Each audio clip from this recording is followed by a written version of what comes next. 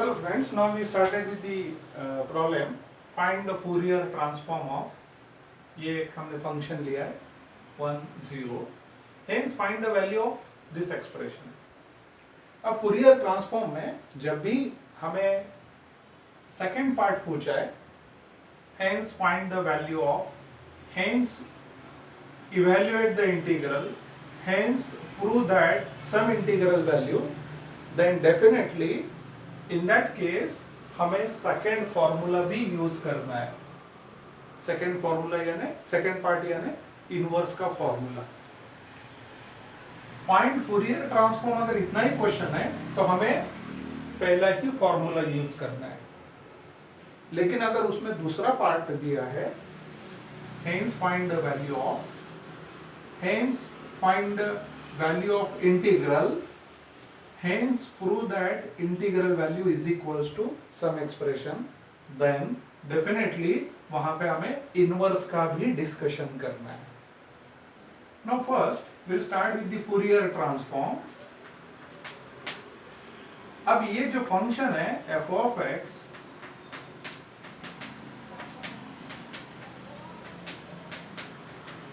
now this function f of x is an even function।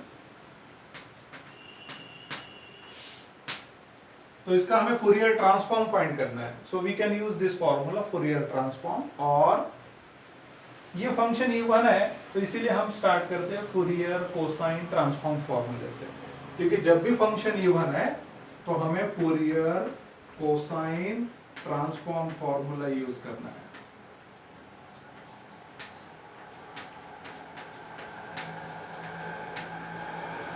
अब ये function even क्यों है? क्योंकि ये फंक्शन यहाँ पर 1 दिया है, वो कांस्टेंट है, and interval is here -a less than x less than a। So this is the interval mod of x less than a, उसका मीनिंग यहाँ पर है -a less than x less than a। -l to l interval है and ये function constant है, तो constant function in the interval -l to l is always even function. तो इसीलिए मैंने यहाँ पे लिख दिया है directly this function is even, और इसका डिस्कशन भी मैंने एक video discussion of even and odd function में एक्सप्लेन किया है।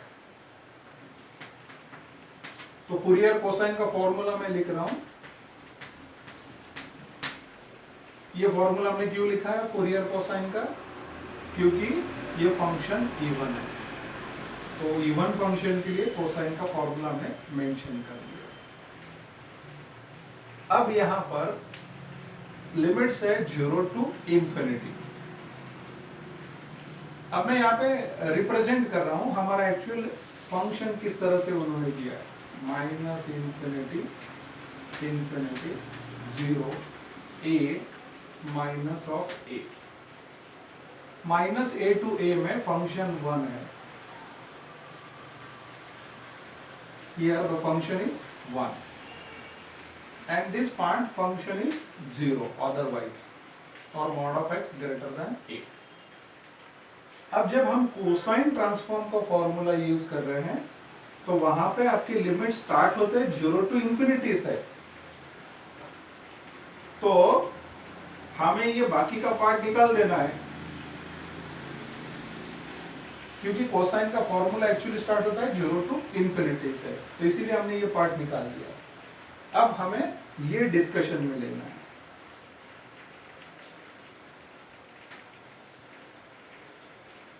ठीक है, now square root of 2/π 0 to infinity को हम कैसे लिखेंगे? 0 to a f of x cos of omega x dx plus a to infinity f of x cos of omega x dx। क्योंकि ये फंक्शन -a to a में था तो हमने उसको रियल लाइन पे अंडरस्टूड कर लिया वो कैसे डिफाइन था, एंड ये कोसाइन की लिमिट्स 0 to इंफिनिटी से स्टार्ट होता है, तो इसलिए हमने ये लिमिट्स ले लिया। तो 0 to a and a to infinity. अब इसमें फंक्शन 0 है, a टू इंफिनिटी में फंक्शन 0 है, तो हमें एक ही इंटीग्रेशन डिस्कस करना है। Fourier cosine transform 0 to a, इसमें फंक्शन है हमारा 1 cos of omega x dx, square root of 2 upon pi, cos के लिए इंटीग्रेशन है sine of omega x upon omega limits 0 to a which is equals to upper limit x equal to a sine of a omega upon omega, lower limit के लिए sine of 0 is 0, so this become your Fourier cosine transform. तो हमने एक part complete कर दिया, Fourier cosine transform. अब question में जब भी सेकेंड पार्ट है find the value of this integral, तो उसके लिए हमेशा हमें इनवर्स का फॉर्मूला लिखना है। So F of X is equals to, ये इनवर्स का फॉर्मूला मैं यहाँ पे मेंशन कर रहा हूँ,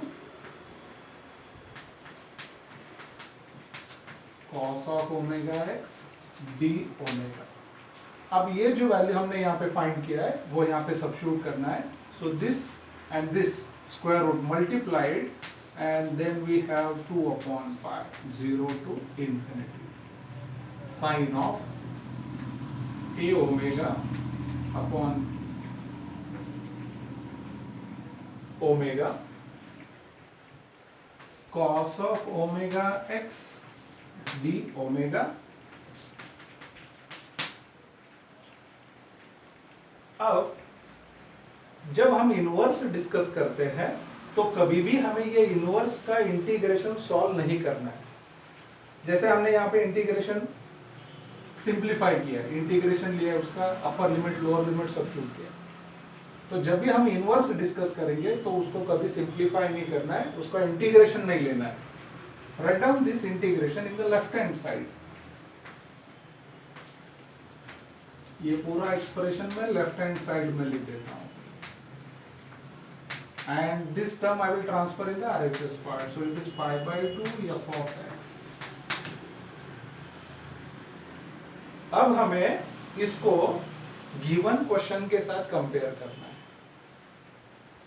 साइन एक्स अपॉन एक्स, तो साइन अपॉन ओमेगा यहां पर है, बट क्वेश्चन में कॉस का टर्म नहीं है, तो हमें ये कॉस का टर्म निकाल देना है।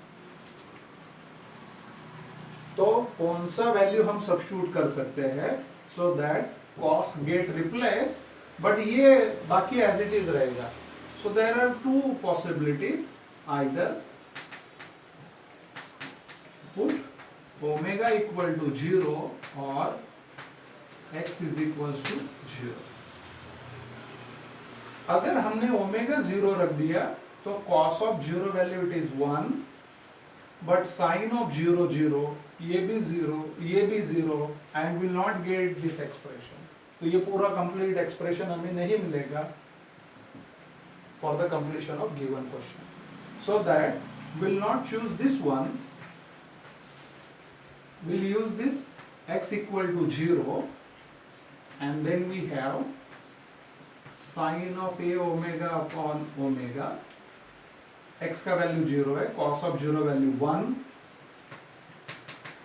पाई बाय 2, x की जगह मुझे 0 रखना है।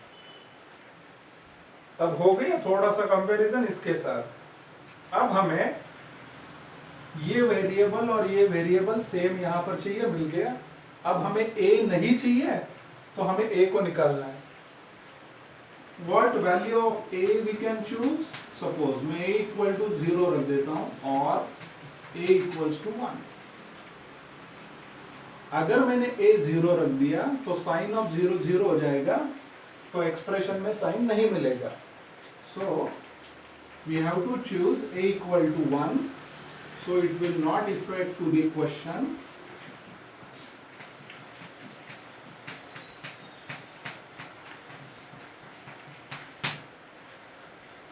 so a का वैल्यू हमने 1 रख दिया, तो ये गिवन क्वेश्चन को रिफ्लेक्ट कर रहा है। अब हमें रिप्लेस करना है every omega by x and value of f of 0 वो भी हमें सब्स्टिट्यूट करना है. So we have 0 to infinity sin of x upon x dx which is equals to pi by 2 value of f of 0 minus a to a के अंदर यहाँ पर एक 0 का पोजीशन है एंड यहाँ पर आपका फंक्शन वैल्यू है 1. So your answer is pi by 2 to the given question. So यहाँ पर मैं लिख देता हूँ value of this integral it is pi by 2. So see जब भी क्वेश्चन में सेकंड पार्ट रहेगा तो हमेशा हमें इनवर्स इंप्लीमेंट करना है, इनवर्स फॉर्मूला. और ये जो इनवर्स फॉर्मूला है उसको हमें इंटीग्रेट नहीं करना है, उसको हमें upper limit lower limit discuss नहीं करना है, सिर्फ ये इंटीग्रेशन गिवन क्वेश्चन के साथ एडजस्ट करना है. तो मैंने यहाँ पे कॉस नहीं था क्वेश्चन में, तो कॉस निकालने के लिए मैंने x इक्वल टू 0 रख दिया. सो cos 0 इज 1, तो कॉस निकल गया.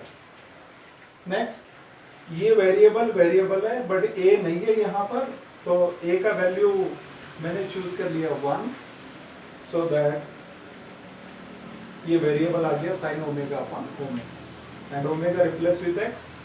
तो आ गया आपका left hand side. RHS value आपको सिर्फ डिफाइन करना.